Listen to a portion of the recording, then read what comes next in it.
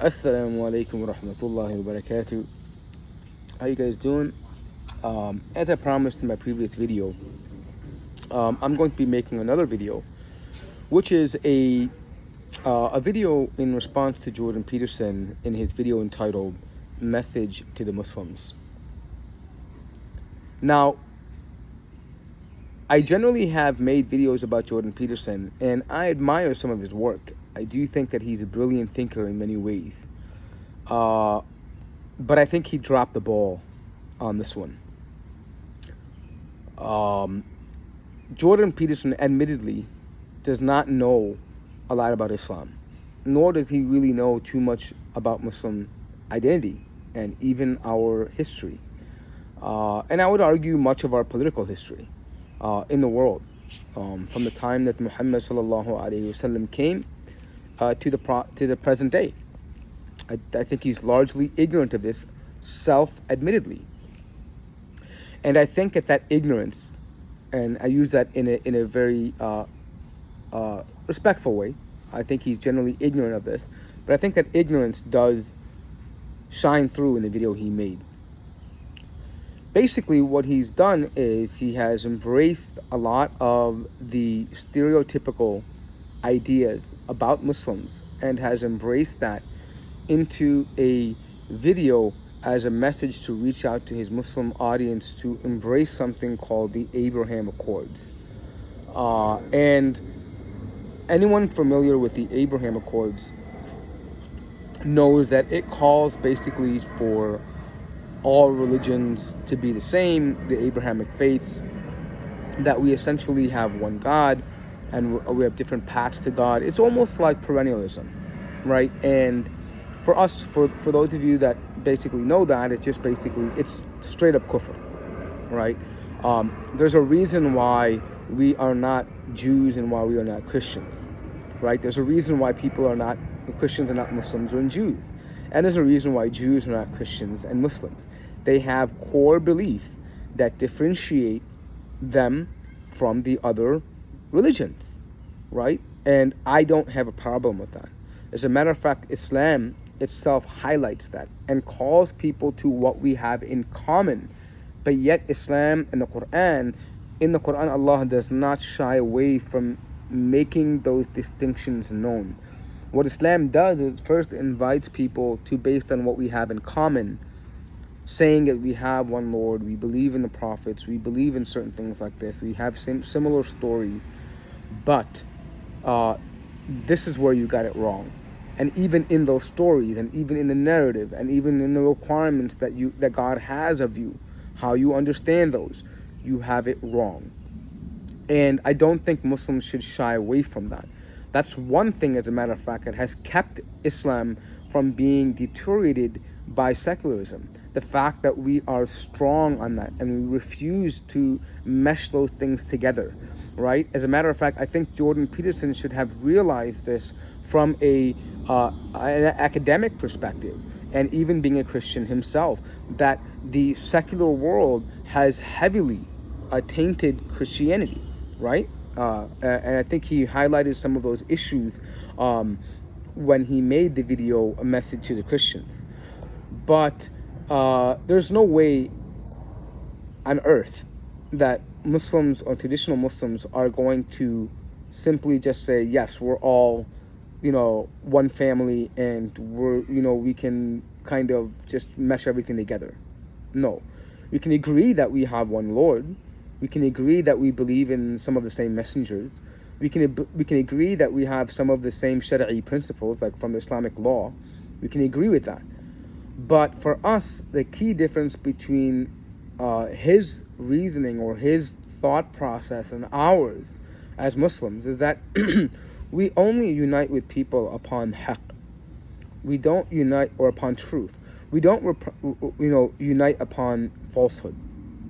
And I think that that's something that he fails to recognize. That we as Muslims believe that there are many falsehoods within Christianity and Judaism, and we simply cannot unite with them. There are allyships and there's cordial relationships that we can have based on certain issues, but as a whole, no, we categorically reject that.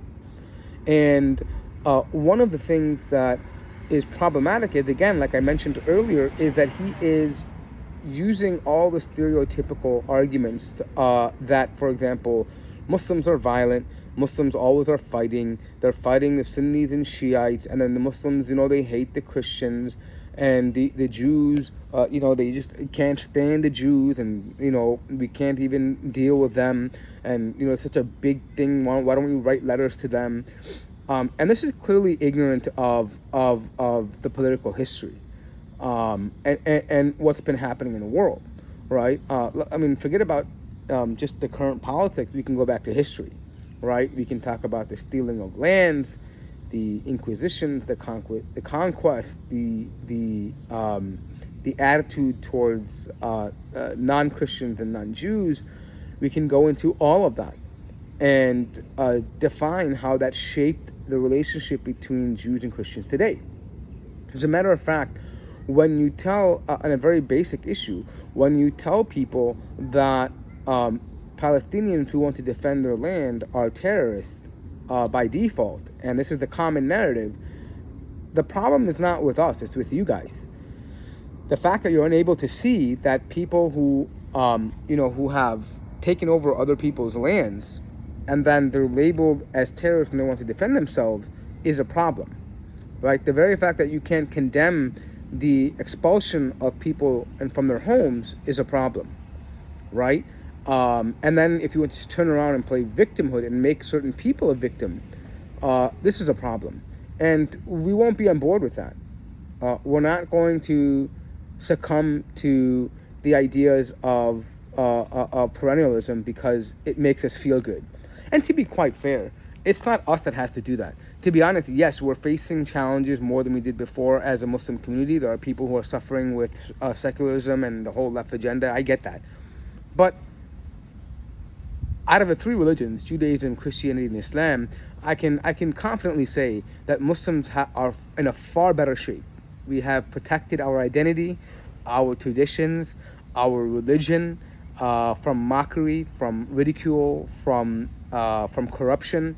We've done all of that much better than Jews and Christians. So if anything, if Jordan Peterson is trying to appeal to religious people to hold on to their beliefs, he should be asking Muslims how we do it, right? As a matter of fact, because we have been the ones that have preserved it. We preserve our Quran, we preserve our traditions, our scholarship, our identity, our culture, our religion. And people know. People have made videos about this. Non-Muslims have made video about how Muslims do not tolerate a corruption of their religion or of their society, of their women, right? So if someone is going to come out there and try to advise anybody, they need to first take advice from the Muslims on how to protect their religious society and how to protect their religious identity. I don't think that by playing the perennialist is going to solve your issues. Because what you're essentially trying to do now is you're trying to then say that even though Jews and Christians have been forcing out their youth from the churches and synagogues, and how they have been, losing their religion, and young men are being turned away, we don't have that problem with Islam, right? And you acknowledge that for yours, but now you want us to unite with your religion or co-religionists when they're suffering from the issues that we don't suffer from. When in fact, the reason why they're suffering from this is because of what they've become. And now you want us to unite and become like that with them. There's not really going to be a change in Christianity and Judaism. As a matter of fact, it's going to get worse. And I hate to be the bearer of bad news, but it's not rooted in biblical text. It's not rooted in Judaic text anymore, right? Meaning that it's based on what you feel. And I'm going to speak largely about Christianity here. On the whole, I'm not saying every Christian, but majority of Christians in the Western world are simply cultural Christians. It's really based on what they feel. There's no longer rituals, there's no longer rites, there's no longer spirituality in terms of sticking to the principles of Christianity. Everyone has their own version of spirituality. And it's a free-for-all right now.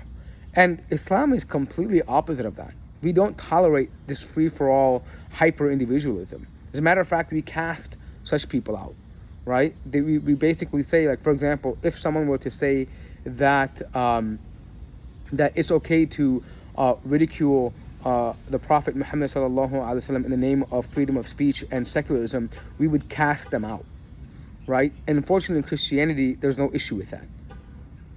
You're taught to as a matter of fact, to love them, right? And to say, well, you know what, there's no problem in this, and this is what you can do. We're completely opposite, right? We have entirely different views about this stuff. So no, I'm sorry to say we don't need to come to you. As a matter of fact, we're doing just fine on our own. And I think that if we do more of what we've done in the past and we focus more on what we've been learning traditionally, we can protect our own youth and we can protect our own generations. But the threat that we face is the same thing that you're wanting us to embrace. Maybe not so intensely. Maybe it's a more mild form of it. But I hate to say it, but Christianity and Judaism have become pretty much like this. It's a mild form to us.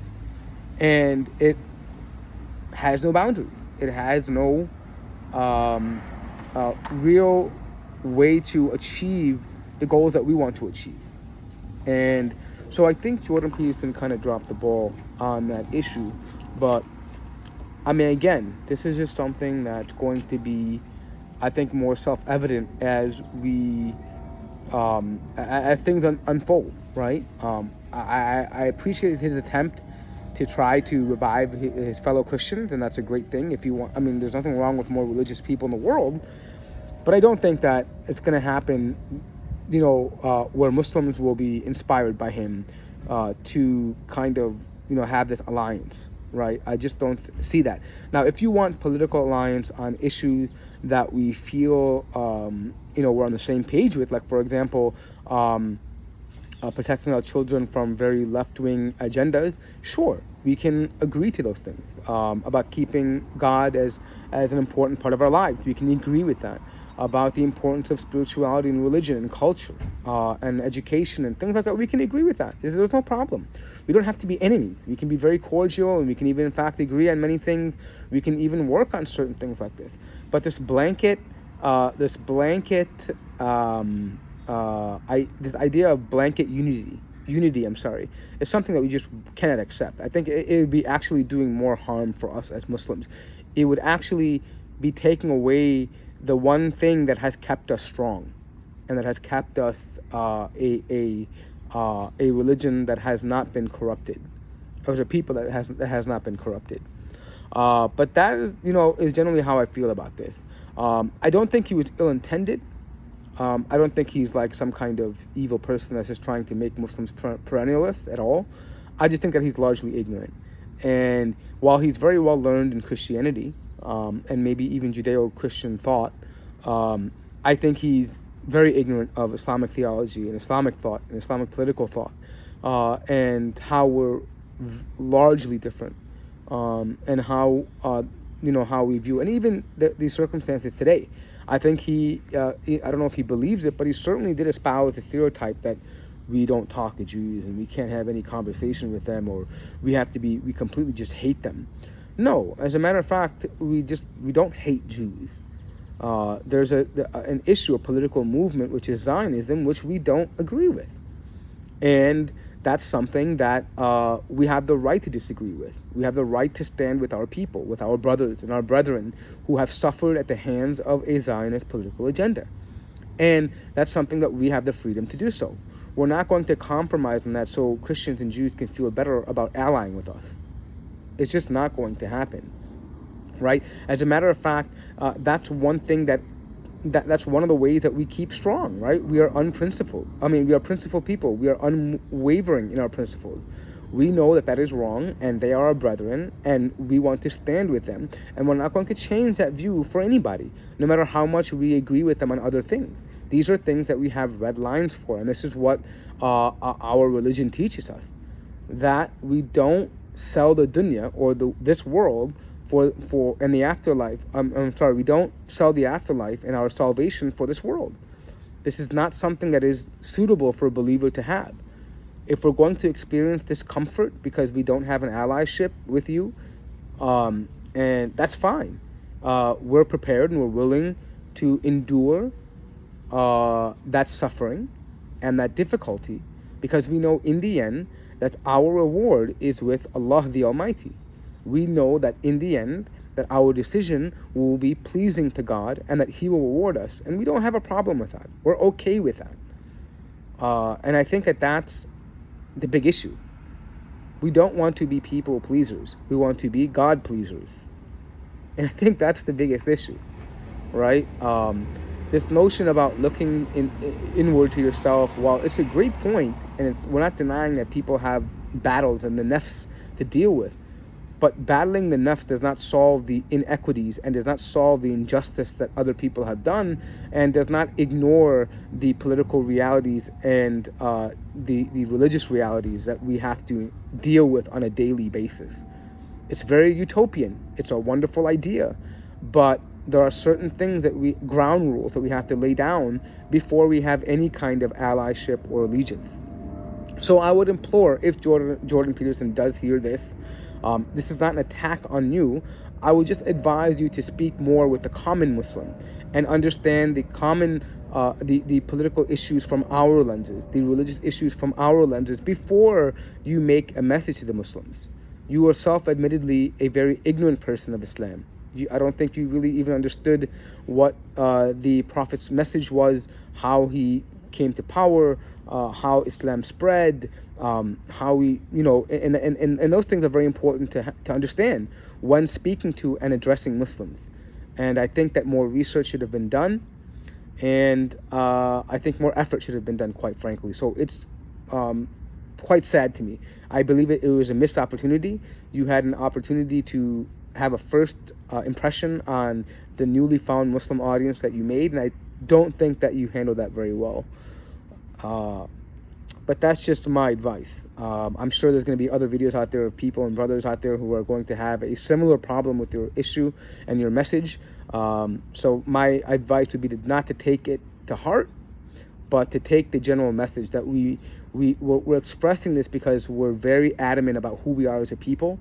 We're very strong in our identity, and we don't want people to change that. Just the same way we don't want the left to change our identity and our traditions, we don't want someone even from the right who doesn't have the same viewpoint that we have to change our traditions and our culture and our society.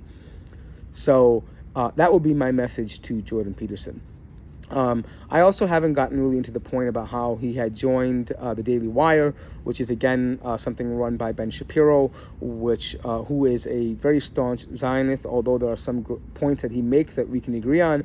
But the Zionism, it seems like that he loses all intellect when he begins to talk about Zionism and the Palestinian issue. It seems like that reason and intellect seem to get thrown out the window in that moment. It's more of an emotional thing for him rather than an intellectual argument, which is quite sad. But nonetheless, I haven't really dedicated time to that in this video because I just don't feel like it's necessary right now. I just wanted to address that video particularly, and I hope that this message does reach him and he's able to benefit and take some key points from it. That is going to be it for this video. Wassalamu alaikum wa rahmatullahi wa barakatuh.